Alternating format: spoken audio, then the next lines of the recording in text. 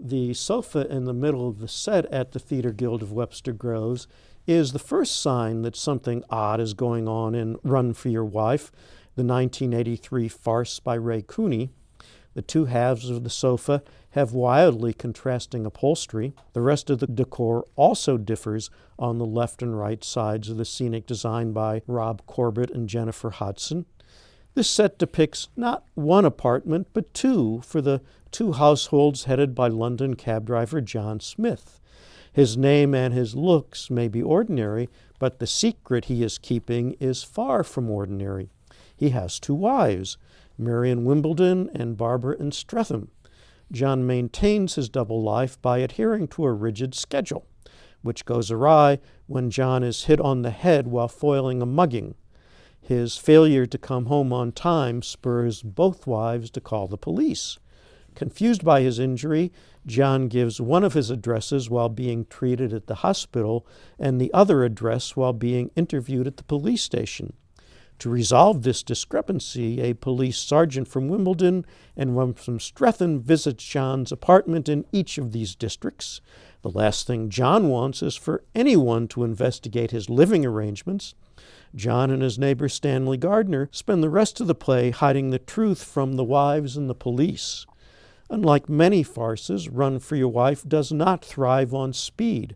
We need to see the anxiety and the effort John and Stanley expend as they try to think up a new lie to explain their way out of the hole they dug for themselves with their previous lie. We need to sense the thought processes in the wives and the detectives as they hover on the edge of the truth and keep avoiding the right conclusion.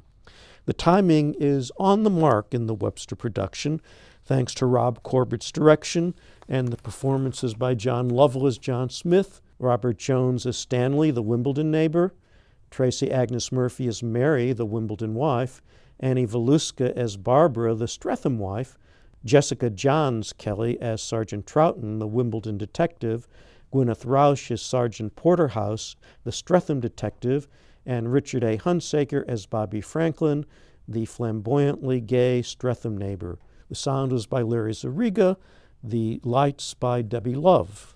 The most controversial element of the play is the homophobia that erupts when John insists that he and Stanley are gay to throw the police off the scent of the bigamy. When the play was written in the 1980s, private homosexual acts were no longer criminal in Britain, but bigamy still was and still is a crime. It's worth pointing out that the homophobic characters are the ones with the poorest judgment. Even so, I found myself increasingly uncomfortable with humor based on a prejudice that needs to remain in the past. Well, that didn't bother me that much, but I'm just not a great fan of Ray Cooney, I guess. I laughed some, but I found it a little tedious at times. Well, the people who were there when I was can confirm that I laughed a lot. Good, good.